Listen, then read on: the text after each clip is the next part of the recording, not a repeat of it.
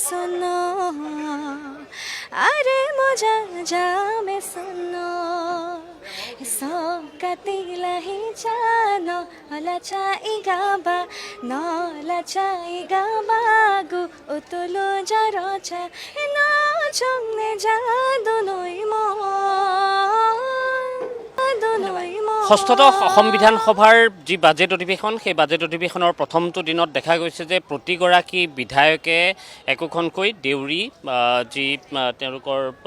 বস্ত্ৰ আছে সেই বস্ত্ৰ তেওঁলোকে লৈছে আৰু গামোচা যিখন আমি গামোচা কওঁ তেওঁলোকে বছে বুলি কয় আৰু সেই বছে লৈছে প্ৰত্যেকগৰাকী বিধায়কৰ ডিঙিতে আমি সেয়া প্ৰত্যক্ষ কৰিছোঁ আৰু ভিতৰত তাক লৈ ইতিমধ্যে অধ্যক্ষ বিধানসভাৰ অধ্যক্ষ ৰঞ্জিত দাসেও তাক লৈ উল্লেখ কৰিছে জাতি জনগোষ্ঠীৰ কথাখিনি যেতিয়া পাতি থকা হৈছিল সেই সম্পৰ্কে উল্লেখ কৰিছে আৰু এই মুহূৰ্তত দেখুৱাইছোঁ দুগৰাকী দেউৰী যুৱতী তেওঁলোকৰ এনেধৰণে দেউৰী সাজত তেওঁলোক আহিছে আৰু ক'ৰ পৰা আহিছে মই লখিমপুৰ হয় হয় যথেষ্ট আছে তাতে দেউৰীসকলৰ এই যিখন বছে এইখনে ইতিমধ্যেই GI টেগো লাভ কৰিছে হয় হয় হয় হয় কেনেকুৱা লাগে যেতিয়া নিজৰ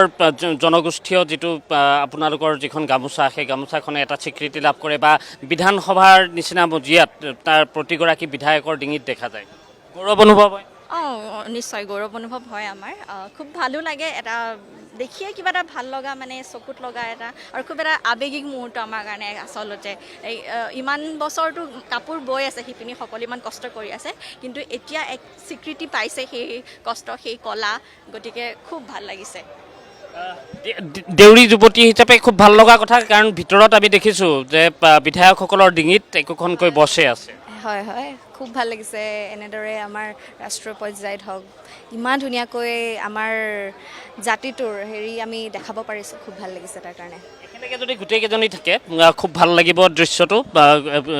আমি ছগৰাকী যুৱতী দেউৰী যুৱতী খুব ধুনীয়া নিজৰ সাজপাৰ পৰিধান কৰি বিধানসভালৈ আহিছে আৰু তেওঁলোকে সদনৰ কাম কাজ তেওঁলোকে চাব বিচাৰিছে তাৰ সমান্তৰালভাৱে আমি দেখিছোঁৱেই আৰু কৈছোঁৱেই যে প্ৰতিগৰাকী বিধায়কৰ ডিঙিত আমি আজিৰ দিনটোত তেওঁলোকৰ যি অংগবস্ত্ৰ আছে সেয়া আমি দেখিছোঁ আৰু বছে একোখনকৈ তেওঁলোকৰ ডিঙিত জিলিকি থকা দেখা গৈছে আৰু তেওঁলোকে এয়া শিৰত তেওঁলোকৰ মূৰত তেওঁলোকে এইটো মৰাৰ এনেধৰণৰ নিয়ম আছে খুব ভাল লগা আৰু সাধাৰণতে দেখোঁ প্ৰতিটো জাতি জনগোষ্ঠীৰ আজিৰ দিনটোত যদি চাওঁ তেনেহ'লে বহুকেইগৰাকী বিধায়কে তাক লৈ প্ৰশ্ন উত্থাপন কৰিছে জাতি জনগোষ্ঠী সম্পৰ্কে ভূপেন বৰাক আমি দেখিছোঁ হিমাংশু শেখৰ বৈশ্যক আমি প্ৰত্যক্ষ কৰিছোঁ হিমাংশু শেখৰ বৈশ্যই জাতি জনগোষ্ঠীসমূহৰ মাজত শিপাই থকা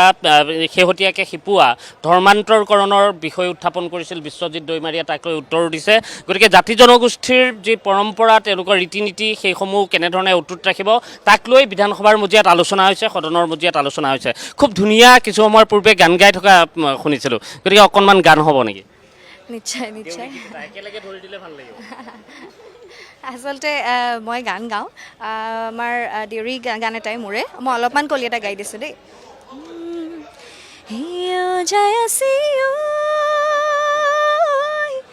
अरे मजा जामे सुनो अरे मजा जामे सुनो सौकतिलाही जानो लचाइगाबा नलचाइगाबा गु उतुलो जरोचा नाचुंगने जादुनोई मो ধন্যবাদ খুব ধুনীয়া আৰু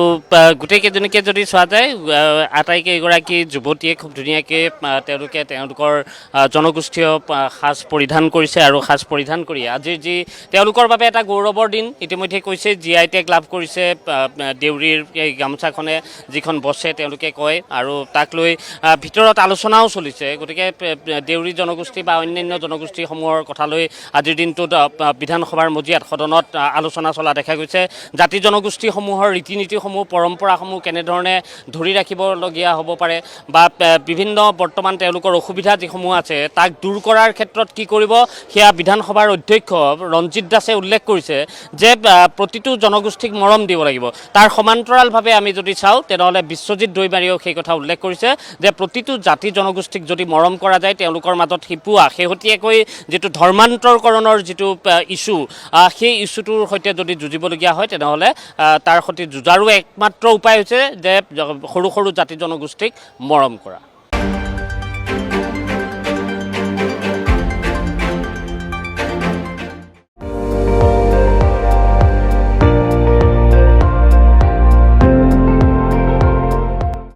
আপুনি চাই আছে ND24